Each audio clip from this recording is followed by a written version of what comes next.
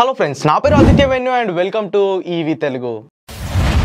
Friends, ఆంధ్రప్రదేశ్కి మంచి రోజులు రానున్నాయి. డిగ్రీలు బీటెక్లు చదివిన వాళ్ళకి మంచి ఉద్యోగాలు రానున్నాయి.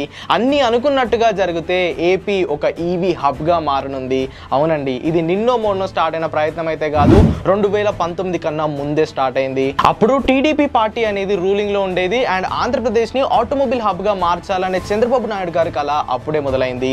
దీంట్లోని భాగంగానే ఆయన సౌత్ కొరియా, అమెరికా లాంటి కంపెనీలు తిరిగి హ్యుండై, కియా అండ్ టెస్లా కంపెనీస్తో వాళ్ళ ఇన్వెస్ట్మెంట్స్ని అండ్ వాళ్ళ ఫ్యాక్టరీస్ని ఆంధ్రప్రదేశ్లో వాళ్ళు స్టార్ట్ చేయాలని ఆయన అయితే కోరారు.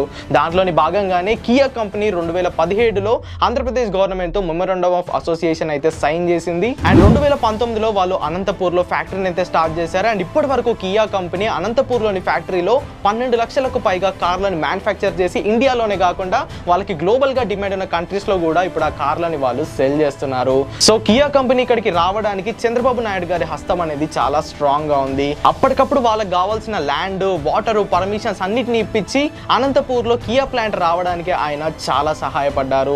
సో కియా కంపెనీ అయితే ఇనిషియల్గా $1.1 బిలియన్ ఇన్వెస్ట్మెంట్ అయితే చేసింది. అండ్ ఇప్పటి వరకు కియా $2 బిలియన్ ఇన్వెస్ట్మెంట్ అయితే అనంతపూర్లో చేసింది. సో కియా కంపెనీ అనంతపూర్కి రావడం వల్ల అక్కడున్న 15,000 అన్ఎంప్లాయిడ్ యూత్కి డైరెక్ట్గా అండ్ ఇండైరెక్ట్గా ఎంప్లాయ్మెంట్ అయితే కల్పించింది. సో కియా జర్నీ ఇలా సాఫీగా సాగుతున్న వేళ 2019 ఎలక్షన్స్ అనేవి వచ్చాయి అండ్ టీడీపీ పార్టీ రూలింగ్లో నుండి అయితే వెళ్ళిపోయింది. కొత్తగా వచ్చిన పార్టీ ఇలాంటి ఇన్వెస్ట్మెంట్స్ని ఎంకరేజ్ చేయడానికి పెద్దగా ఇంట్రెస్ట్ అయితే చూపించలేదు. సో దానివల్లే చేతిలో ఉన్న టెస్లా ప్రాజెక్ట్ అనేది జారిపోయింది. అప్పుడు వచ్చిన గవర్నమెంట్ కనుక ఇంకొంచెం గట్టిగా పట్టుబట్టుకొని కూర్చుంటే ఖచ్చితంగా ఈ రోజు టెస్లా యొక్క ప్లాంట్ అనేది ఏపీలో ఉండేది. బట్ కట్ చేస్తే ఇది 2024 మళ్ళీ టీడీపీ పార్టీ రూలింగ్లోకి అయితే వచ్చింది. అండ్ ఇప్పుడు టెస్లా కూడా ఇండియాలోకి రావడానికి చాలా డెకేడ్స్ నుండి ట్రై చేస్తుంది. బట్ ఇప్పుడు దానిపైన చాలా గట్టి రెస్ట్రిక్షన్స్ అనేవి ఉన్నాయి. బట్ ఇక్కడ మనకున్న గుడ్ న్యూస్ ఏంటంటే రీసెంట్గానే సెంట్రల్ గవర్నమెంట్ వాళ్ళు కొత్త ఈవీ పాలసీని అయితే రిలీజ్ చేశారు. సో ఇప్పుడు ఫారిన్ కంపెనీస్ ఏవైనా మన ఇండియాలో ఇన్వెస్ట్మెంట్ అయితే చేయొచ్చు అండ్ వాళ్ళ ఎలక్ట్రిక్ కార్లని ఇక్కడ సెల్ అయితే చేసుకోవచ్చు. కాకపోతే ఇక్కడ వాళ్ళు వితిన్ 5 yearsలో వాళ్ళ మ్యానుఫ్యాక్చరింగ్ ప్లాంట్ అనేది సెటప్ చేయాల్సి ఉంటుంది.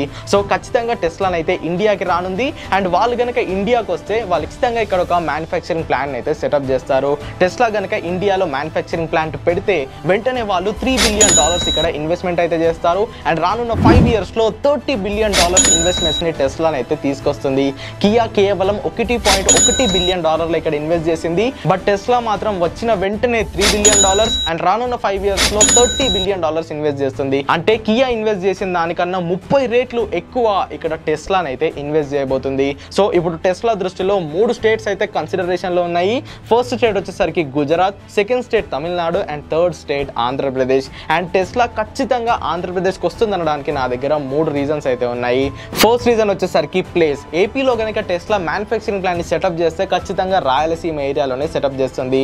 ఎందుకంటే అక్కడ ఆల్రెడీ కియా వాళ్ళు ప్రూవ్ అయ్యారు. వాళ్ళు సంవత్సరానికి 3 లక్షలకు పైగా కార్లని మ్యానుఫ్యాక్చర్ చేసి ఇండియాలోనే సేల్ చేయడం కాకుండా సీ త్రూ వాళ్ళు వేరే కంట్రీస్కి కూడా వాళ్ళ కార్లని ఎక్స్పోర్ట్ అయితే చేస్తున్నారు. అండ్ టెస్లా మ్యానుఫ్యాక్చరింగ్ ప్లాంట్కి సరిపోయే ల్యాండ్ అండ్ వాటర్ ఫెసిలిటీ రాయలసీమలో ఉంది. సో ఖచ్చితంగా ఈ పాయింట్ని టెస్లా వాళ్ళు కన్సిడరేషన్లోకి అయితే తీసుకుంటారు. అండ్ సెకండ్ పాయింట్ వచ్చేసరికి కనెక్టివిటీ. ఈ రాయలసీమ ఏరియా అనేది ఏపీ అండ్ కర్ణాటక బార్డర్లోనైతే ఉంది. So in case Tesla plant కనుక ఇక్కడ సెటప్ అవుతే మన ఏపీ యూత్కి అండ్ కర్ణాటక యూత్కి ఎంప్లాయ్మెంట్ అయితే వస్తుంది. అండ్ కంపెనీ వాళ్ళు ఈజీగా త్రూ సీ రూట్ ద్వారా వాళ్ళు వేరే కంట్రీస్కి వాళ్ళ ఎలక్ట్రిక్ కార్లని ఎక్స్పోర్ట్ చేసుకుంటారు. And third main important reason వచ్చేసరికి ఈ థర్డ్ రీజనే, అది వచ్చేసరికి చంద్రబాబు నాయుడు గారి పవర్. సెంట్రల్లో ఎన్డీఏ గవర్నమెంట్ పవర్లో రావడానికి చంద్రబాబు నాయుడు గారి ఓటింగ్ పవర్ అనేది చాలా క్రూషియల్ రోల్ ప్లే చేసింది. సో ఈ రోల్ని ఆయన అడ్డు పెట్టుకొని ఖచ్చితంగా సెంట్రల్లో ఆయన నెగోషియేట్ అయితే చేయగలుగుతారు. దీనికి మెయిన్ ఎగ్జాంపుల్ రీసెంట్గా వచ్చిన 2024 యూనియన్ బడ్జెటే. సో ఇక్కడే ఏపీకి ఒక ప్లస్ పాయింట్ అనేది వచ్చేసింది అండ్ ఏపీ ఇక్కడే విన్ అయిపోయింది. చంద్రబాబు నాయుడు గారు ఖచ్చితంగా సెంట్రల్ గవర్నమెంట్తో నెగోషియేషన్ చేసుకొని టెస్లాని ఏపీకి తీసుకొచ్చే ఛాన్స్ అండ్ ఆ పవర్స్ అయితే చంద్రబాబు నాయుడు గారికి ఖచ్చితంగా ఉన్నాయి. సో చంద్రబాబు నాయుడు గారు ఆయన ఇన్ఫ్లుయెన్స్ని అండ్ ఎక్స్పీరియన్స్ని యూజ్ చేసుకొని టెస్లాని కనుక ఆంధ్రప్రదేశ్కి తీసుకొస్తే ఆంధ్రప్రదేశ్ యొక్క తలరాతే మారిపోతుంది. గత 5 సంవత్సరాలుగా జరిగిన డెవలప్మెంట్ ఈ 2 సంవత్సరాల్లోనే జరిగిపోతుంది. $30 బిలియన్ ఇన్వెస్ట్మెంట్ కనుక టెస్లా తీసుకొస్తే దాని వెనకాలే ఇంకో 100 ఈవీ కంపెనీలు లైన్ కొట్టుకుంటూ ఏపీకి అయితే వచ్చేస్తాయి. ఇప్పటి వరకు గుజరాత్ అండ్ తమిళనాడు ఒక ఈవీ హబ్ గా ఉంది. దాని తర్వాత ఏపీ కూడా ఒక ఈవీ హబ్ గానైతే మారనుంది. ఇక్కడ ఉన్న లక్షల మంది నిరుద్యోగులకి ఉద్యోగాలు అయితే దొరుకుతాయి. ఇప్పుడు ఏపీ ప్రజలు వేరే స్టేట్స్కి వెళ్ళి ఎలా ఎంప్లాయ్మెంట్ చేసుకుంటున్నారో టెస్లా కనుక ఏపీకి వస్తే వేరే స్టేట్స్ లో ఉన్న ప్రజలందరూ ఎంప్లాయ్మెంట్ కోసం ఏపీకి రావాల్సిన పరిస్థితి అయితే వస్తుంది. సో ఒక్క కంపెనీ ఏపీకి ఇంత చేంజ్ తీసుకొస్తుందంటే చంద్రబాబు నాయుడు గారు దాన్ని దశ విధాలుగా ప్రయత్నించైనా సరే ఆ కంపెనీని ఏపీకి తీసుకురావడానికి అయితే ట్రై చేస్తారు. సో ఇలా గనక జరిగితే రానున్న 5 సంవత్సరాలు కూడా ఈ టీడీపీ ప్రభుత్వమే రూలింగ్ లోకి రావడానికి ఛాన్స్ ఉంటుంది.